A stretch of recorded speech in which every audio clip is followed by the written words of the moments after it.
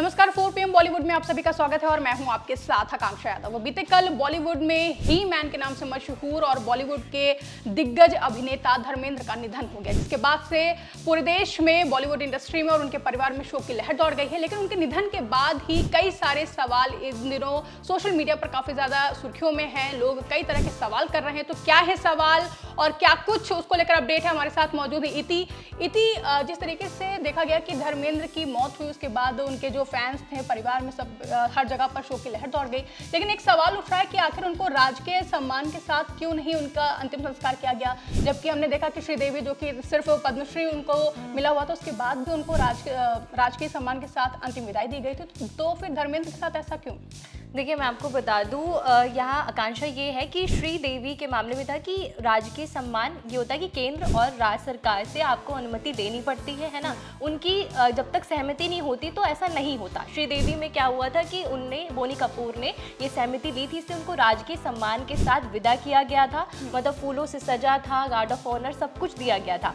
पर धर्मेंद्र के केस में ऐसा हुआ था कि उन्होंने ये फैसला किया था कि हम उनका जो अंतिम संस्कार करेंगे, जो उनकी अंतिम विदाई करेंगे, वो एकदम शांतिपूर्वक होगी। क्योंकि धर्मेंद्र भी ये चाहते थे कि जब उनका अंतिम विदाई हो तो कोई शोर शराबा ना हो, ना कैमरा, ना भाषण, ना इस तरह की कोई भी बहुत उनके जो पास के करीबी लोग हो, वो लोग करीबी लोग मौजूद हों। इस वजह से ये फैसला किया गया कि राजकीय सम्मान के साथ नहीं, उनकी जो आखिरी इच्छा थी कि उन्हें शांतिपूर्वक उनको जाने दिया जाए, उनका अंतिम संस्कार हो। और श्रीदेवी के केस में ऐसा नहीं हुआ था, उनका राजकीय सम्मान किया गया था। तभी सोशल मीडिया पे ऐसे सवाल उठ रहे हैं कि इतने दिग्गज एक्टर को ऐसे क्यों शांति से विदा कर दिया गया। पर ये आपको बता दूं कि धर्मेंद्र की ही ये आखिरी इच्छा थी जिसको परिवार वालों ने पूरा किया। लेकिन एक ये भी सवाल है कि फैंस, क्योंकि उनकी एक झलक आखिरी जब उनका अंतिम दौर था, जब यात्रा निकाली जा रही थी, फैंस चाह रहे थे कि उसी तरीके से राजकीय सम्मान के साथ उनकी यात्रा निकाली जाए और वो देखना चाहते थे अपने दिग्गज एक्टर को उस अंतिम दौर में। तो फिर परिवार वालों ने क्यों ये पहल नहीं की?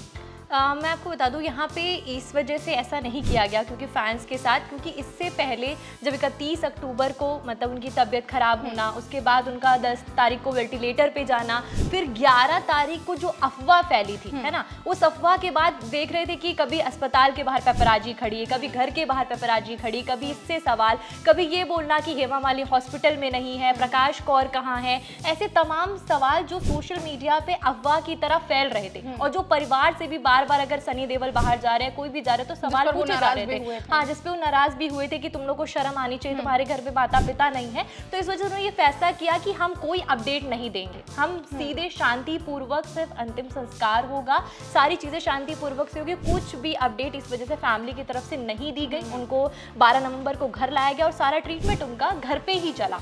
पर कोई भी इस तरीके से चीजें नहीं, क्योंकि पहले ही पेपराजी की वजह से और 11 नवंबर को जो खबर फैलाई गई थी, पहले ही पूरा परिवार उससे बहुत ज्यादा परेशान था। इति आपने जिक्र किया कि घर पर उनको लाया गया ताकि वहां पर उनकी देखरेख की जाए, लेकिन सवाल उठता है कि 10-12 दिन उनको वेंटिलेटर पर रखा गया, तो फिर आखिर जब उनकी हालत इतनी नाजुक थी तो फिर घर पर क्यों लाया गया?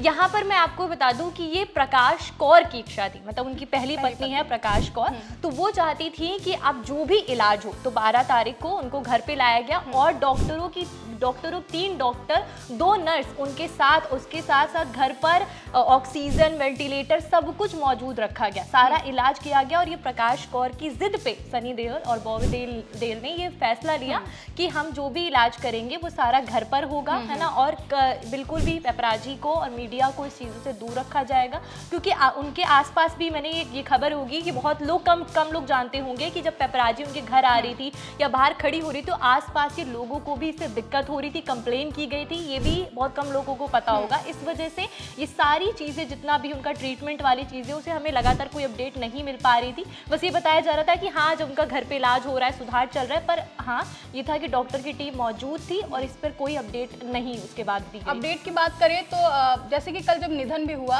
ये खबरें हमें लगातार जो चैनलों के थ्रू चलाई गई उन पे पता चला।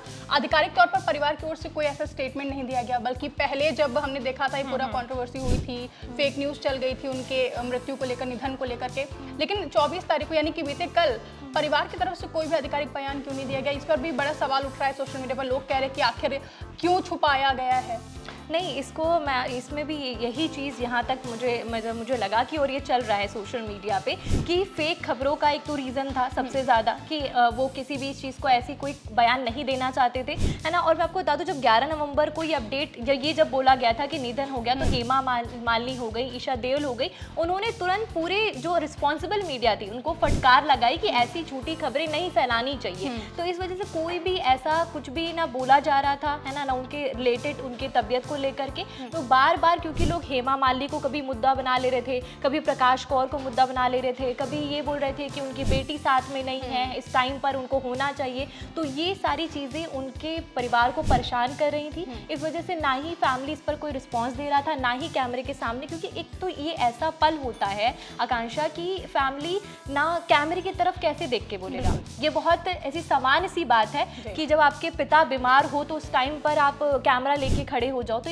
ये मीडिया का भी कहीं ना कहीं रिस्पॉन्सिबिलिटी बनती है। और उस टाइम पर सबसे ज़्यादा जब उन्होंने निधन की खबर, झूठी खबर फैला दी, है ना, तो एक रिस्पॉन्सिबल मीडिया को ऐसा नहीं करना चाहिए। इस वजह से वो नहीं चाहते थे कि ये ऐसी अपडेट हो या कोई अफवाह फैले या फैमिली को प्रॉब्लम हो, इसलिए कुछ भी ऐसा नहीं किया गया। बिल्कुल, हमने देखा भी कि जब हेमा मालिनी वहाँ से निकली अंतिम संस्कार के बाद, सबसे पहले वो निकली, इसको लेकर भी सवाल उठे कि आखिर वो क्यों बाहर निकल रही। खैर, उन पर हम नहीं जाएंगे। एक आखिरी सवाल ये है कि क्या धर्मेंद्र से जुड़ा हुआ कोई ऐसा किस्सा है जो हमारे दर्शक नहीं जानते हों?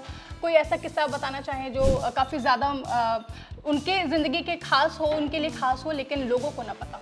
फिल्म फेयर जो अवार्ड होता है तो जो बेस्ट एक्टर होता है उसको मिलता है। तो 1966 से लेकर 1980 के बीच में एक ऐसा टाइम था जब धर्मेंद्र सुपर हीरो थे पूरे उस जर्नी में। मैं कहूँ उनकी जो फिल्म थी अनुपमा हो गई और फूल और पत्थर हो गई, मतलब गोल्डन जुबली बेस्ट मूवीज में। उसके बाद भी उनको 37 साल तक कोई भी अवार्ड या फिल्म फेयर अवार्ड नहीं मिला।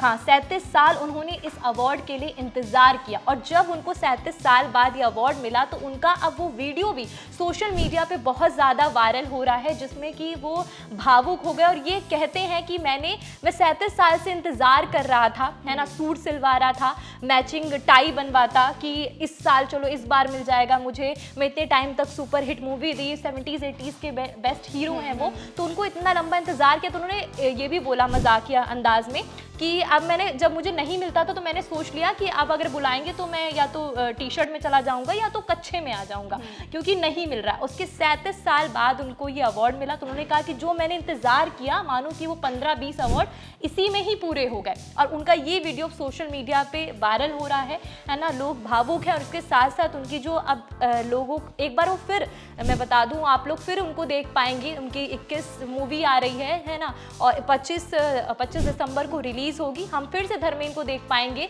पर ये जो समय है सबके लिए सवाल तो उठ रहे हैं। जैसे आपने एक और सवाल पूछा था कि हेमा मालिनी को लेकर के, कि लोग कह रहे हैं कि हेमा मालिनी पहले क्यों निकल गई, है ना। तो मैं आपको बता दूं, हेमा मालिनी और ईशा देओल पहले आई थी, है ना। और ये बोलना सोशल मीडिया पे कि वो पहले निकल गई क्योंकि वो उनके लिए बहुत मुश्किल समय था। तो ऐसे सवाल सोशल मीडिया पे लोग उठा रहे हैं कि पहले चली गई, या उनके परिवार आज भी उनको स्वीकार नहीं कर पाए। क्योंकि धर्मेंद्र की दूसरी पत्नी तो हाँ, सनी और बॉबी देओल बहुत समय बाद उनको स्वीकार कर पाए, पर प्रकाश कौर पहले से ही मानती थी। और हमेशा से हेमा मालिनी अलग रही, कभी ऐसा नहीं, और दोनों अलग रहती थी, पर वही सम्मान और वही प्यार दोनों को मिला। और हेमा मालिनी का बाहर निकलना ऐसी चर्चा हो रही है, पर वो उस पल को उस चीज़ को ना देख पा रही थी, ना उस चीज़ को महसूस, इसलिए वो जल्दी निकली। पर ऐसी बातें सोशल मीडिया पे अक्सर होती रहती हैं, जो कि कहीं ना कहीं इस समय पे होना सही भी नहीं है। बिल्कुल इतनी, क्योंकि उनका जाना परिवार के साथ साथ बॉलीवुड इंडस्ट्री के लिए भी किसी सदमे से कम नहीं है। बहुत बहुत धन्यवाद आपका। तो ये थी हमारे साथ, जिन्होंने जो सवाल इस वक्त सोशल मीडिया पर लगातार उठ रहे हैं कि क्या, क्यों, कैसे, उनके जवाब इतने बखूबी दिए। और कहीं ना कहीं धर्मेंद्र के जाने से न सिर्फ उनके परिवार पर बल्कि बॉलीवुड इंडस्ट्री में शोक की लहर दौड़ गई है। लेकिन अभी 25 दिसंबर को उनकी फिल्म आ रही 21, जिसमें एक बार फिर से हम अपने चहेते अभिनेता धर्मेंद्र को देख सकेंगे। फिलहाल इस चर्चा में बस इतना ही। ऐसी तमाम बड़ी खबरों के लिए आप देखते रहें 4 PM बॉलीवुड।